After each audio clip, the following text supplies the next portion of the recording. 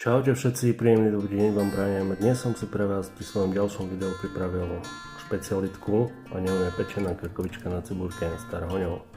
Mäsko si zvoľna naklepeme z obidvoch strán, ktoré následne osolíme, okoreníme a necháme trošku odpočívať.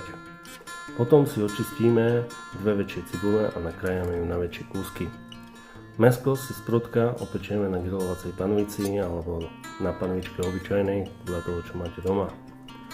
Potom na ďalšej panvici si necháme rozpustiť masť a opečieme sprudka tú cibuľku, ktorú trošku môžeme osoliť, ukoreniť a potom, keď je takto krásne zatiahnutá, pridáme lyžicu dižonskej horčice a lyžičku mletej údenej papriky.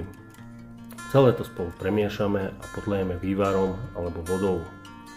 Keď sa nám to krásne takto varí, pridáme opečené mäsko a necháme spolu dusiť nejakých 20 až 30 minút.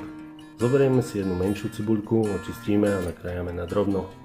Následne ju na masti opražíme do sklovita, potom zasypeme tarhoňou, ktorú takisto následne opražíme do zlatohnedej farby.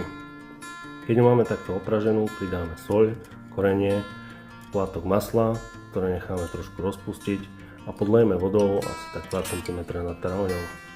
Následne ju dusíme asi nejakých 20 minút maximálne. Mäsko, keď máme hotové, udusené, tak ho vyberieme z omáčky, pridáme trošku masla, necháme rozpustiť a prevaríme. Takto krásne si to môžete naservírovať a pridať si k tomu, čo máte radi. Ja mám rád pikantné, tak som si dal čili papričku. Ďakujem za zhliadnutie, prajem vám pekný deň a dobrú chuť. Čaute.